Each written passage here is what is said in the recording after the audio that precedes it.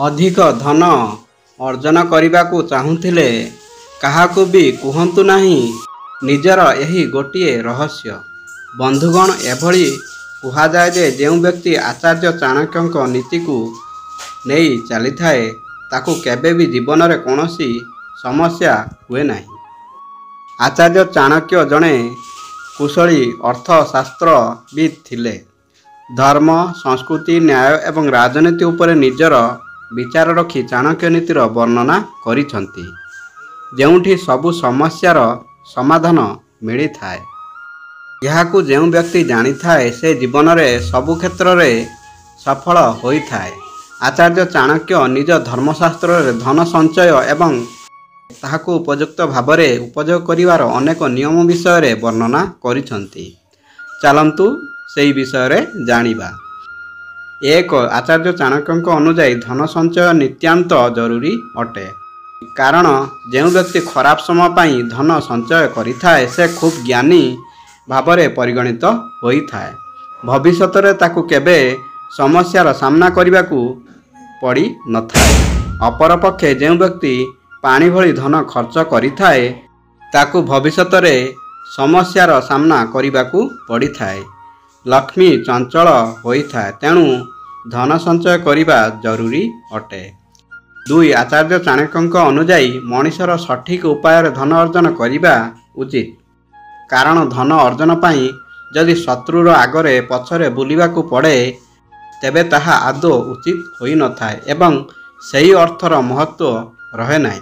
तेणु सर्वदा उचित भाव में धन अर्जन सहित उचित उपाय खर्च मध्य करिबा उचित। नचेत सही अर्थर कौनसी महत्व रहे नहीं। 3 जेउठी मनुष्य को सम्मान मिले नहीं एवं जेउठी मनुष्यर बंचिबार ठिकाना एवं रोजगार पंथा नहीं सेठारे रहिबा निरर्थक अटे। यह व्यतीत जेउठी संपर्क किंबा मित्र नहांती सही स्थान छाड़देवा उचित।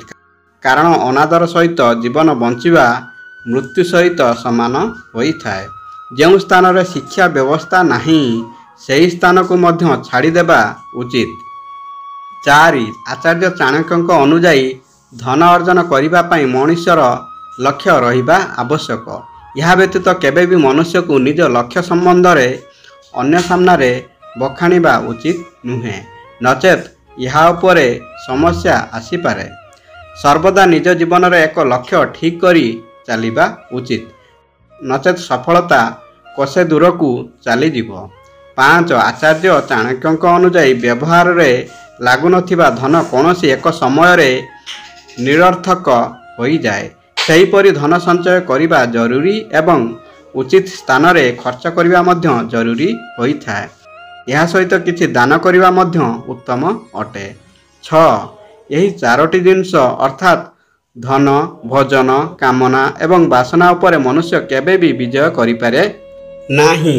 कारण यही 4टी जिनिस जेते मिलिले भी मनुष्य संतुष्ट हुए नहीं।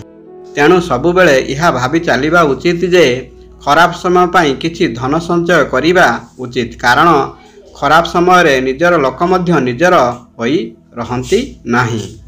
7 मनुष्य निज जीवन रे केबे भी अधिक भल एवं सचोट हेबा उचित नुहे। कारण एपरि व्यक्ति उपरे लोके अधिक अत्याचार करंती। कारण जंगल रे गछ काटिबा समय रे जो गछ सीधा थाए सही गछ को ही आग कटा जाए।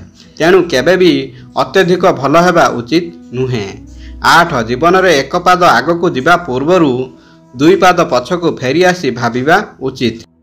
कारण आपणको उन्नति काहा आखि को देखा जाई न थाए।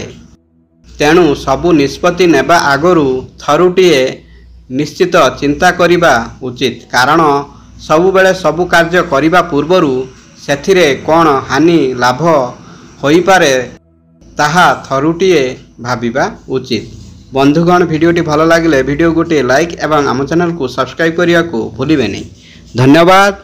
जय श्री कृष्ण।